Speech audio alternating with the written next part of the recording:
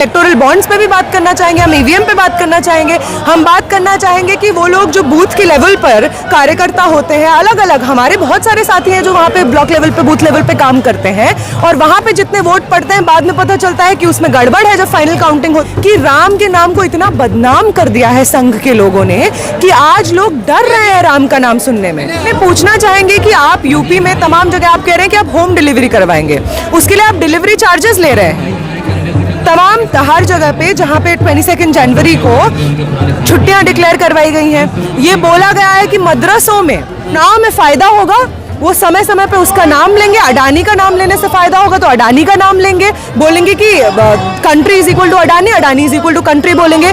चाहे उसके खिलाफ इतनी बड़ी चोरी का इल्ज़ाम क्यों ना लगा हो, वो अडानी को डिफेंड करेंगे। आज के समय में वो तमाम लोग जो राम को मानते हैं, शर्म आती है उन लोगों को।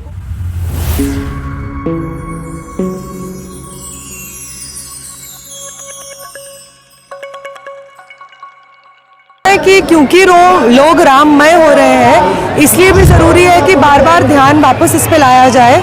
हम लोग यहाँ पे स्टूडेंट्स सारे आए हुए हैं देश भर से, अलग अलग संगठनों से, और हमारा डिमांड ये है कि अभी जो आगामी चुनाव है उसकी तैयारी में 22 जनवरी को एक भव्य एक आयोजन किया गया है।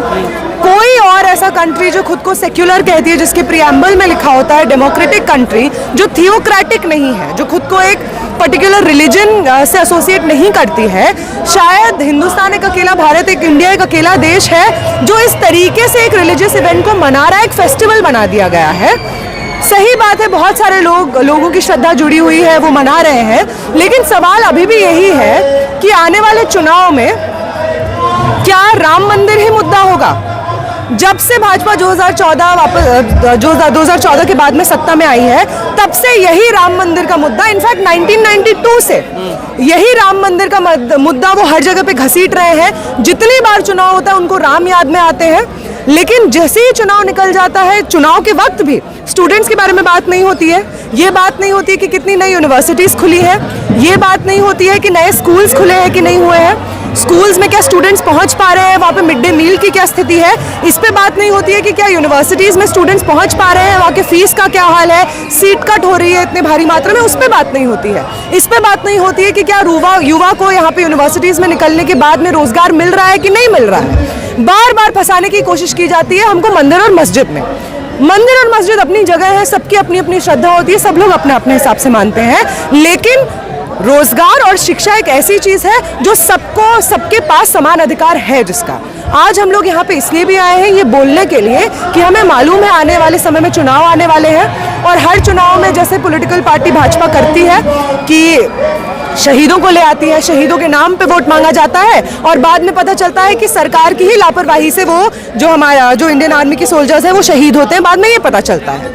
जितनी बार चुनाव आता है मंदिर और मस्जिद के बीच बारे में बात होती है, जितनी बार चुनाव आता है हिंदू मुस्लिम में पोलराइजेशन किया जाता है। हम लोग चाहते हैं इस बार हमसे जो भी वोट मांगने के लिए पॉलिटिकल पार्टी आए, उसका आंकलन इस बेसिस पे हो कि वो स्टूडेंट्स और युवा के लिए क्या करने वाले हैं, एम्प्लॉयमेंट के लिए क्या करने वाले हैं, शिक्षा के लिए क्या करने वाले हैं। बात करना चाहेंगे, हम ईवीएम पे बात करना चाहेंगे, हम बात करना चाहेंगे कि वो लोग जो बूथ के लेवल पर कार्यकर्ता होते हैं, अलग अलग हमारे बहुत सारे साथी हैं जो वहाँ पे ब्लॉक लेवल पे बूथ लेवल पे काम करते हैं, और वहाँ पे जितने वोट पड़ते हैं बाद में पता चलता है कि उसमें गड़बड़ है जब फाइनल काउंटिंग होती है।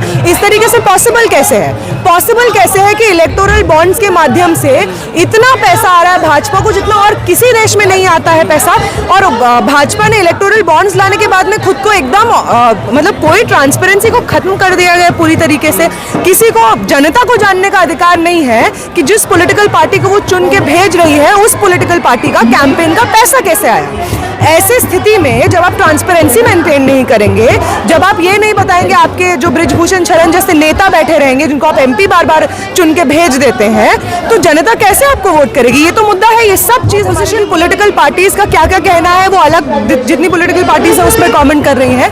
हम यहाँ पे स्टूडेंट्स होने के नाते आए हैं, और हम लोग वो लोग जो बार बार डेमोक्रेसी कॉन्स्टिट्यूशन पढ़ते हैं, अपने सिलेबस में पढ़ते हैं, अपने दोस्तों के साथ में बातचीत करते हैं, हम वो स्टूडेंट्स हैं जिनको आगे जाके अर्निंग सिटीजन्स बनना है, रिस्पॉन्सिबल सिटीजन्स बनना है, हम वोट डालेंगे। बहुत सारे स्टूडेंट्स जो अब यूनिवर्सिटीज़ में आए हैं वो फर्स्ट टाइम वोटर्स हैं, और फर्स्ट टाइम वोटर्स होने के नाते हमारे लिए ईवीएम बहुत इंपॉर्टेंट मुद्दा है, हमारे लिए इलेक्टोरल बॉन्ड्स बहुत इंपॉर्टेंट मुद्दा है, हमारे लिए बहुत बड़ा मुद्दा ये है कि बृजभूषण शरण क्यों इस बार बैठ जाते हैं। हमारे लिए बहुत बड़ा मुद्दा है कि जब मोदी के खुद के कॉन्स्टिट्यूएंसी में BHU में इस तरीके का रेप का केस होता है और भाजपा के लोग वहाँ पे पाए जाते हैं, BJP IT सेल के मेंबर्स वहाँ पे 3 लोग पाए जाते हैं कि रेपिस्ट है वहाँ पे, उसके बाद भी कार्रवाई नहीं होती, वो मध्य प्रदेश चुनाव के प्रचार में निकल जाते हैं। हमें ये सब हमारे लिए बहुत इंपॉर्टेंट है। जितने भी गवर्नमेंट एजेंसीज हैं जिनका एक समय पे काम होता था गवर्नमेंट के ऊपर चेक करना, या जो पॉलिटिकल पावर में लोग हैं उनके ऊपर चेक्स एंड बैलेंसेस बनाए रखना, आज के समय में बीजेपी ने उनको पूरी तरीके से फेडरलिज्म को ध्वस्त करते हुए, किसी भी तरीके की अकाउंटेबिलिटी को ध्वस्त करते हुए, सुप्रीम कोर्ट के अंदर घुस करके वहां पे अमेंडमेंट्स कर रहे हैं जिस तरीके से अपॉइंट होते हैं जजेस। ये तमाम तरीके के हथकंडे अपना करके डेमोक्रेसी को ध्वस्त करने की कोशिश की जा रही है। वो डेमोक्रेसी को जिसको इतने लंबे संघर्ष के बाद, 200 साल की गुलामी झेलने के बाद, न जाने कितनी हजारों शहादतें देने के बाद हमने इस डेमोक्रेसी को हासिल किया था, इस सेक्युलरिज्म को हासिल किया था। हिंदू, मुस्लिम, सिख, ईसाई सब लोग मिलकर इस हिंदुस्तान की परिकल्पना रखते हैं, और आज हम देखते हैं कि उसी संघर्ष पे, उसी शहादत पे ये RSS जो कभी आंदोलन में शामिल नहीं रही है, जिसने आंदोलन चलते वक्त भी, जब सच में लड़ने का वक्त था एक बाहरी दुश्मन के खिलाफ, उस वक्त भी ये अंग्रेजों की गुलामी कर रहे थे। और ऐसे लोगों से हम क्या उम्मीद कर सकते हैं कि ये क्या समझेंगे डेमोक्रेसी का मतलब, ये उस खून का मतलब क्या समझेंगे जिस खून से इस धरती को सींचा है इस देश के लोगों ने। ये डेमोक्रेसी को बहुत मेहनत, बहुत शहादत के बाद हिंदुस्तान के लोगों ने कमाया था, और अगर आज जरूरत पड़ती है कि एक दूसरी लड़ाई हमें लड़नी पड़ेगी भाजपा के खिलाफ, संघ के तमाम मैकेनिज्म्स के खिलाफ, तो हम लड़ने के लिए तैयार हैं। भगत सिंह हमें आज भी याद है, अंबेडकर हमें आज भी याद है, तमाम स्वतंत्रता सेनानी हमको अभी भी। संविधान का ये स्वरूप तो शायद नहीं है।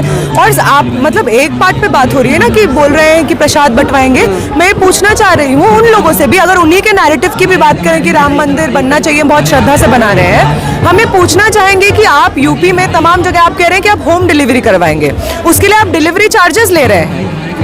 तमाम हर जगह पे जहाँ पे 22 जनवरी को छुट्टियां डिक्लेयर करवाई गई हैं, ये बोला गया है कि मदरसों में, तमाम स्कूलों में जहाँ पे तमाम अलग अलग धर्म के लोग पढ़ने आते हैं, वहाँ पे पाठ किया जाएगा, वहाँ पे हवन होगा।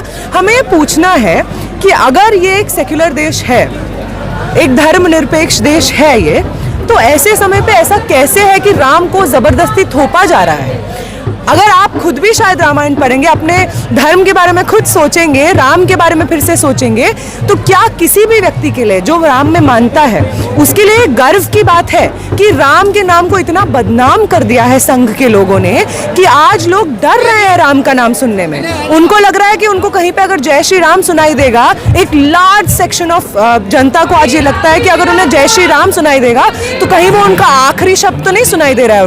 उनको डर लगता है कि जय श्री राम शायद उन्हें लिंचिंग से पहले सुनाई देगा, उन्हें डर लगता है कि उनको थूक चटवाने से पहले शायद जय श्री राम सुनाई देगा।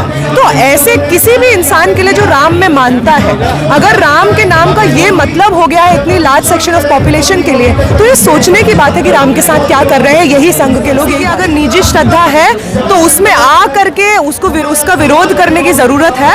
एज लॉन्ग एज किसी की श्रद्धा किसी और के फ्रीडम पे या लिबर्टी पे अटैक नहीं कर रही है, कोई प्रॉब्लम नहीं है। पर्सनल बिलीफ से, रिलीजियस बिलीफ से कोई प्रॉब्लम नहीं है। राम के विरोधी एकदम नहीं है। राम के नाम पे जो धंधा कर रहे हैं उनके एकदम विरोधी है। एक समय पर तो जब अडानी के खिलाफ हिंडनबर्ग का रिपोर्ट निकला था, तब भी ये लोग चलाए थे कि अडानी के खिलाफ जो बोल रहा है वो देश के खिलाफ बोल रहा है। भाजपा को जिससे मतलब है, जिस इंसान का, जिस भगवान का, जिस देवी का नाम लेने से उनको चुनाव में फायदा होगा, वो समय समय पे उसका नाम लेंगे। अडानी का नाम लेने से फायदा होगा तो अडानी का नाम लेंगे, बोलेंगे कि country is equal to Adani, Adani is equal to country बोलेंगे। चाहे उसके खिलाफ इतनी बड़ी चोरी का इल्जाम क्यों ना लगा हो, वो अडानी को डिफेंड करेंगे। आज के समय में वो तमाम लोग जो राम को मानते हैं, शर्म आती है उन लोगों को कि ऐसे लोगों के हाथ में राम का नाम है। राम जन्मभूमि आप मंदिर बना रहे हैं, लेकिन आप जो मंदिर बनाने के नाम पे तमाम जगह पे दहशत फैला रहे हैं। मुस्लिम नेबरहुड्स में घुस करके जो हिंदू महासभा के लोग, वीएचपी के लोग में रैली निकाल रहे हैं, नारे लगा रहे हैं, बोल रहे हैं हम सेलिब्रेट कर रहे हैं मंदिर बनाना। अगर आपको मंदिर बनाना सेलिब्रेट करना है, जरूरी है मुस्लिम नेबरहुड्स में जाके ये सब सेलिब्रेट करना? जरूरी है दलितों के जो कस्बे होते हैं उसमें घुस करके हिंसा करके आप मनाएंगे राम का? राम ने तो कहीं पे नहीं लिखा है कि अगर आप मुझे पूजना चाहते हैं तो आपको हिंसा करनी पड़ेगी मुसलमानों के साथ में, दलितों के साथ में, महिलाओं के साथ में। राम ने तो कहीं ये नहीं लिखा है। तो राम जिसको मानते हैं सब लोग, उनके नाम पे धंधा बीजेपी बहुत लंबे समय से करते आई है। 90 के दशक से धंधा करते आई है, जब उनका रथ चला था और वो चाहते थे कि वो पॉलिटिकल पावर को कंसोलिडेट करे। जहां जहां पे रथ चला था वहां वहां पे खून बहा था। मीडिया में भी एक जो प्रोपेगेंडा चल रहा है राम को लेकर के, हमेशा भजन कीर्तन ही हो रहे हैं। लग रहा है आपको कि मीडिया आज की जो लोकतंत्र का जो स्तंभ बताया जाता है वो लोकतंत्र बरकरार रखने की कोशिश हो रही है? नहीं, हमें तो ऐसा बिल्कुल नहीं लगता है कि वो तमाम मीडिया चैनल्स जिनको खरीद लिया है अंबानी, अडानी, तमाम पूंजीपतियों ने, वही पूंजीपति जो मोदी को चुनाव के वक्त इलेक्टोरल बॉन्ड्स के नाम पे पैसा देते हैं, फंड देते हैं, हमें नहीं लगता है कि वो कोई भी सोशल मीडिया या क्या बोलते हैं मीडिया हाउसेस किसी भी तरीके के जनता के हित में स्टोरीज दिखाते हैं। हम तो आप जो इंडिपेंडेंट जर्नलिस्ट होते हैं उन्हीं से अपील करते हैं, क्योंकि आप ही शायद बचे हुए हैं जो जनता की स्टोरीज एक्चुअली में दिखाना चाहते हैं। वो तमाम लोग जो टीवी डिबेट्स पर जा जाके डिफेंड करते हैं सरकार को, मीडिया का हमेशा से काम रहा है अकाउंटेबल ठहराना उन लोगों को जो पावर में है। लेकिन आज एक उलट ट्रेंड चला है कि मीडिया जो लोग एक्चुअली पावर में उनका गुणगान कर रहे हैं, क्योंकि उनको लगता है कहीं उनका भी फायदा हो जाए, उनको भी कोई सीट निकल जाए। तमाम तरीके के जब सत्ता में बैठे लोग गुंडों को स्पॉन्सर करते हैं, बृजभूषण शरण जैसे लोगों को स्पॉन्सर करते हैं, योगी जब सत्ता में आते हैं सबसे पहला काम करते हैं अपने ऊपर के एफआईआर सारे हटा लेते हैं। जब आप ऐसे लोगों को सत्ता में बार बार लेकर आएंगे तो आप जनता में ये संदेश भेज रहे हैं कि जो भाजपा की सरकार है वो तो गुंडों के साथ है।